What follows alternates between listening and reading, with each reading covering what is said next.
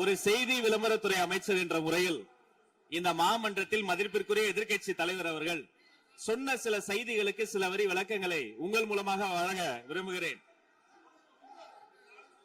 தன்னுடைய பேச்சிலே மாண்புமிகு எதிர்க்கட்சி தலைவர் அவர்கள் சில விளக்கங்களை ஆக்கப்பூர்வமாக ஆதாரத்தோடு கூறியிருந்தால் அதை குறிப்பிடுத்து அதன்படி இந்த தமிழ்நாடு அரசு தன்னுடைய திசைவழி போக்கை சரியான முறையில் செலுத்திக் கொள்ள தயாராக தான் இருக்கிறது. நான் முதல்வன் திட்டத்தை முடக்குவதற்கோ மாற்றுவதற்கோ எங்களுக்கு எந்த திட்டமும் இல்லை. ஆனால் சில விஷயங்களை தெளிவுபடுத்த வேண்டும். 40 நாள் விரதம் முடிப்பது போல 40 நாட்கள் ஆட்சியை இந்த தாவேக அரசு நிறைவு செய்திருக்கிறது. இந்த 40 நாட்களும் பார்த்து விட்டேன், ஏமாற்றம் மட்டும்தான் மிச்சம் என்று அவர் சொன்னார். ஆனால் மக்கள் திமுகவினுடைய 40 நாள் அல்ல 5 ஆண்டுகளையும் பார்த்துவிட்டு அந்த வந்த ஏமாற்றத்தால் தான் இப்படி ஒரு தீர்ப்பை எங்களுக்கு வழங்கி இருக்கிறார்கள். ஆளுநர் மகிழ்ச்சி, அமைச்சர்கள் மகிழ்ச்சி, ஆளுநர் மகிழ்ச்சி என்றெல்லாம் சொன்னார். இந்த அரசில் தமிழ்நாடு மக்கள் மகிழ்ச்சியாக இருக்கிறார்கள் என்பதை தான் இன்றைய சட்டமன்றத்தினுடைய போக்கு காட்டுகிறது. நான் முதல்வன் திட்டத்தை பொறுத்தவரை தமிழ்நாடு முழுக்க இருக்கக்கூடியவர்களை நான் முதல்வன் என சொல்ல வைத்துவிட்டு ஒரே ஒரு குடும்பத்தில் மட்டும் முதல்வர்கள் வந்து கொண்டிருக்கின்ற போக்கை மாற்றுவதற்காக தான் இப்படி ஒரு சட்டமன்றம் அமைந்திருக்கிறது.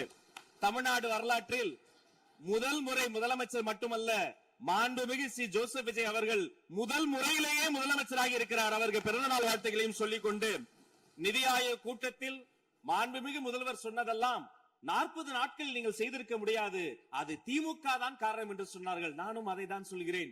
இன்று அவர் சொன்ன சட்டம் ஒழுங்கு, போதை பொருள் எல்லா பிரச்சனைக்கும் 5 ஆண்டு காலமாக அவர்கள் செய்த திமுக ஆட்சி தான் காரணமாக இருக்க முடியும் என்பதையும் சுட்டிக்காட்டிக் கொள்கிறேன். பள்ளி மாணவர்கள், ஒரு கல்வித்துறை அமைச்சர் தான், பள்ளி மாணவர்களினுடைய புத்தக பையிலே அன்றைய முதல்வர் ஸ்டாலின் படத்தை நாங்கள் போடவே இல்லையே என்று பெருமையாக சொன்னார். அப்புறம் ஏன் சார் லேப்டாப்ல மட்டும் அந்த படத்தை போட்டீங்க? நீங்க லேப்டாப்பில் போட்ட படத்தை எங்கள் மாணவர்கள் திண்ணர் வைத்து அழித்து விட்ட காட்சிகளும் சமூக வலைதளத்தில் பார்த்து கொண்டுதான் இருக்கிறோம்.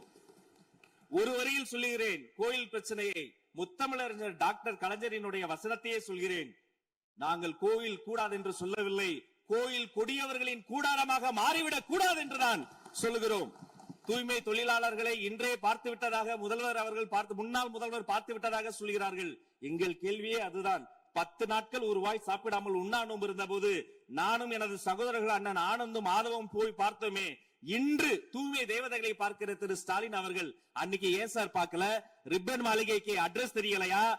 எப்படி போக வேண்டும் என்ற பாதை தெரியவில்லையா? தமிழ்நாடு எத்தனையோ திருடர்களை பார்த்திருக்கிறது. அலிபாபாவும் 40 திருடர்களையும் கூட பார்த்திருப்பீர்கள். அலிபாபாவும் பியூஸ் கேரிய திருடர்களையும் இப்போதுதான் எங்களுடைய மின்சாரத்துறை அமைச்சர் பார்த்துக் கொண்டிருக்கிறார். அதை குறித்த நடவடிக்கை எடுக்கப்பட்டுக் கொண்டிருக்கிறது. அவர்கள் மின்வெட்டை குறித்து சொன்னதற்கு மாண்புமிகு புரட்சி தலைவி அம்மா அவர்கள் இதே மாமன்றத்தில் சொன்ன ஒரு வரியை சுட்டிக்காட்ட ஆசைப்படுகிறேன்.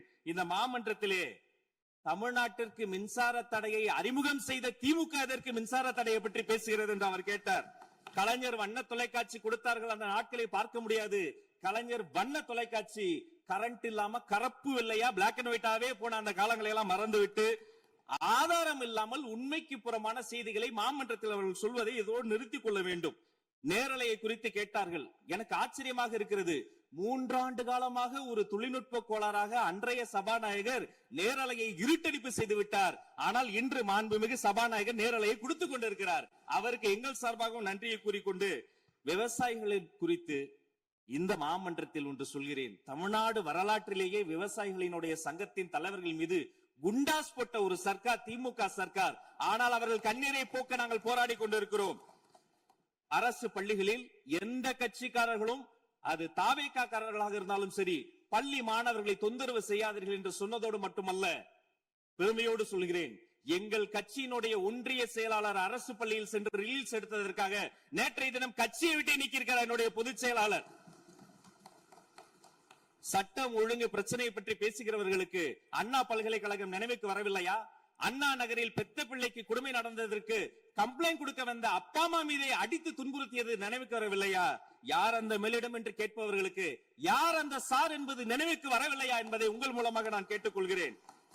இடையில் ஆங்கிலத்தில் ஒரு விஷயம் சொன்னார், to remain silent. I want to quote Walter.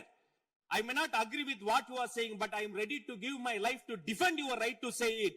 எதிர்க்கட்சிகளினுடைய கருத்துகளையும் அரவணைக்கக்கூடிய மாமனிதர் இந்த மன்றத்தில் முதல்வராக உட்கார்ந்து கொண்டிருக்கிறார். ஆக்கப்பூர்வமான விமர்சனங்களை சொல்வீர்கள் என்று பார்த்தால் திரும்ப அரசியல் விமர்சனங்களை மட்டுமே சொல்லிக் கொண்டிருக்கிறீர்கள். இந்த சோஃபா கதையை என்னைக்கு விட போகிறார்கள்? எங்கள் தலைவர் சினிமாவை விட்டாலும் அவர்கள் அட்லி என்கிறார்கள், புஷ்பா என்கிறார்கள், ஜுராசிக் பார்க் என்பார்கள் போல் இருக்கிறது. நான் ஒன்று சொல்லிக் கொள்கிறேன், அந்த சோஃபா அவர்கள் வாங்கியது, அவர்களினுடைய வசதி கருத்து வாங்கியது. மதிப்பிற்குரிய அண்ணன்களை நீங்கள் சிறுமைப்படுத்தக் கூடாது.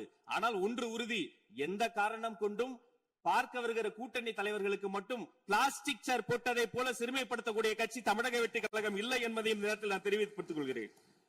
சிங்க பெண்களை குறித்து அன்றே விரிவாக தெளிவாக அழகாக நான் கூறிவிட்டேன். சிங்க பெண்கள் இந்த நாட்டினுடைய தமிழ்நாடு அரசினுடைய பொக்கிஷம். அவர்களை குறித்து மீண்டும் மீண்டும் இப்படி சிறுமைப்படுத்தி பேசியதற்காக மாண்புமிகு பேரவைத் தலைவர்கள் அதை கண்டிக்க வேண்டும். சிங்க பெண்களை குறித்து இனி யாராவது தவறாக பேசினால் அதை அனுமதிக்க கூடாது. இப்படி தவறாக பேசியதற்காக அவர்கள் மன்னிப்பு கேட்க வேண்டும் என்று தமிழக வெற்றி கழகத்தினுடைய அரசு சார்பில் கேட்டுக் கொள்கிறேன். வாக்குறுதிகளை பற்றியெல்லாம் பேசினார்கள். பொதுவாக வாக்குறுதிகள் சர்வதேச அளவில் பொலிட்டிக்கல் பினாமினல் எப்படி உருவாகிறது? ஒரு பிரச்சனை, அந்த பிரச்சனைக்கான ஒரு சொல்யூஷன்ஸ், அதை எந்த பொலிட்டிக்கல் இன்டர்ஃபரன்ஸ் இல்லாமல் செயல்படுத்தக்கூடிய ஒரு செயல்முறை, பின்பு வரக்கூடிய அந்த வெற்றியை ரோடு போடுவோம் என்று சொல்லி ரோடு போட்டதை காண்பித்து எக்ஸிபிட் செய்து அவர்கள் முன்னோக்கி செல்வார்கள். ஆனா இங்க பொறுத்த வரைக்கும் நாம தமிழ்நாட்டில் இதுவரைக்கும் ஆண்டவர்கள் பிரச்சனையை ஐடென்டிஃபை பண்ணி சொல்லவே மாட்டாங்க. ஏன் தெரியுமா? அந்த பிரச்சனையே அவங்கதான், அவங்களே அவங்களை ஐடென்டிஃபை பண்ணி எப்படி சொல்ல முடியும்? சரி, அதுக்கு பாசிபிள் சொல்யூஷன் சொல்லி பொலிட்டிக்கல் இன்டர்ஃபரன்ஸ் இல்லாம அதை செயல்படுத்த முடியுமா? ஒரு முனிசிபல் கவுன்சிலர் தொடங்கி மாண்புமிகு அமைச்சரினுடைய வீட்டில் இருக்கிறவர்கள் வரைக்கும் கமிஷன் மீது கமிஷன் அடித்து அந்த ப்ராஜெக்டே முடியாது. கடைசியில் எதை விளம்பரம் செய்வது? அந்த திட்டத்தினுடைய வெற்றியா எதை விளம்பரம் செய்வது என்றே தெரியாமல் தங்கள் தலைவரை, அதுவும் ஒரு குடும்பத்தை மட்டுமே வெறித்தனமாக விளம்பரம் செய்து செய்தி விளம்பரத்துறையின் கஜானாவை துடைத்து வைத்து சென்றிருக்கிறார்கள் என்பதையும் இந்த மாவட்டத்துக்கு தெரியப்படுத்த நான் கடமைப்பட்டிருக்கிறேன். இன்னும் ஒவ்வொரு வரியிலும் ஆக்கப்பூர்வமாக அறிவியல் பூர்வமாக எதையாவது சொல்வார்களும் நான் தேடி தேடி பார்த்தேன். அவராக 40 நாட்கள் தேடி பார்த்து ஏமாற்றம் அடைந்தார். நான் 40 நிமிடத்திலேயே ஏமாற்றம் அடைந்து விட்டேன். இதை சொல்ல வேண்டும் என்று சொன்னால் ஒரு நகைச்சுவை காட்சியில் சொல்வதை போல அதுல ஒண்ணுமே இல்ல, கீழே போட்டுருங்க. நன்றி சட்டப்பேரவை தலைவர் அவர்களே.